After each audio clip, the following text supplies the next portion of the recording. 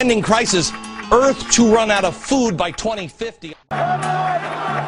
With the world in a state of civil unrest, when cities are full of protesters in the streets, when governments are collapsing, what is the most important subject that should be brought to the table?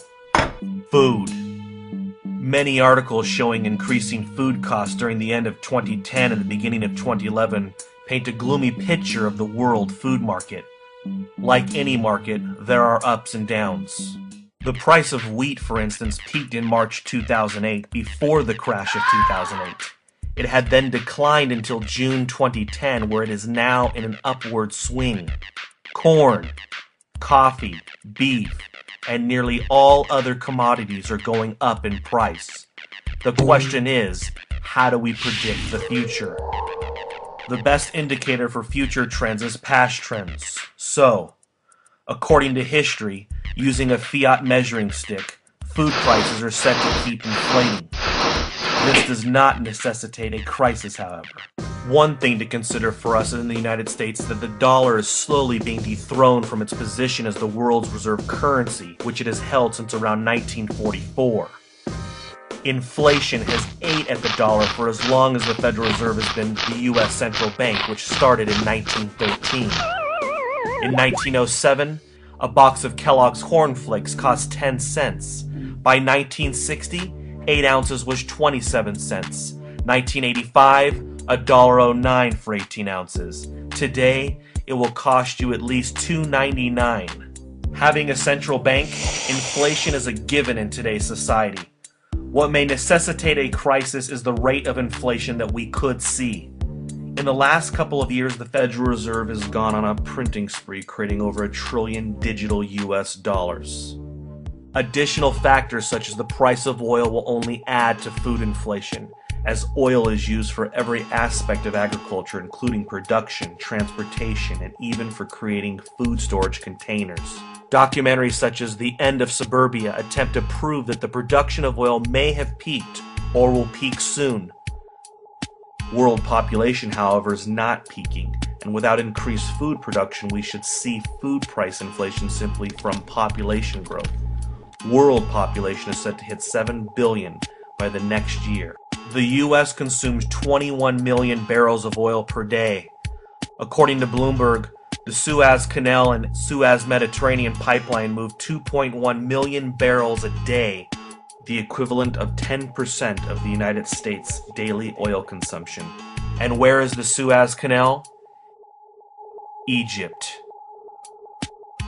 February 11th, 2011.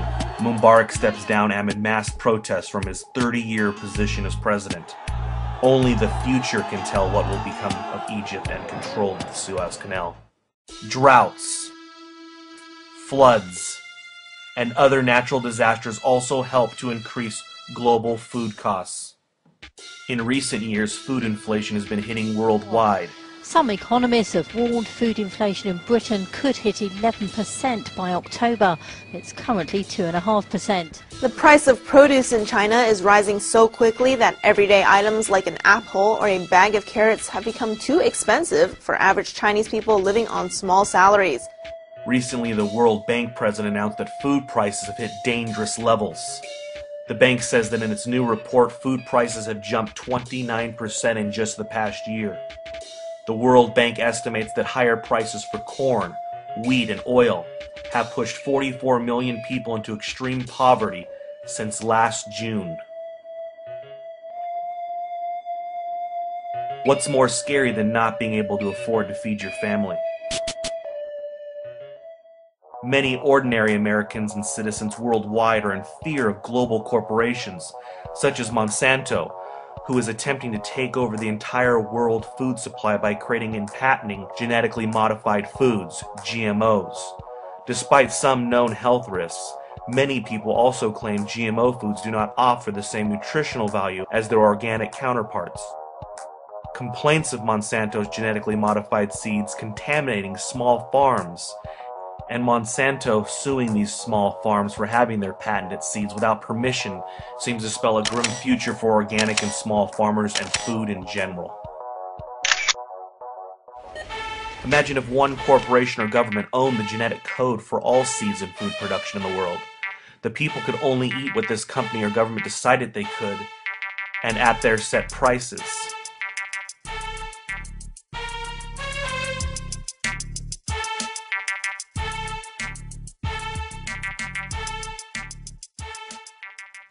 What is the solution? Turn back to localized farms and sharing healthy, organic, grown food locally with those around you to prepare for the upcoming inflationary crisis.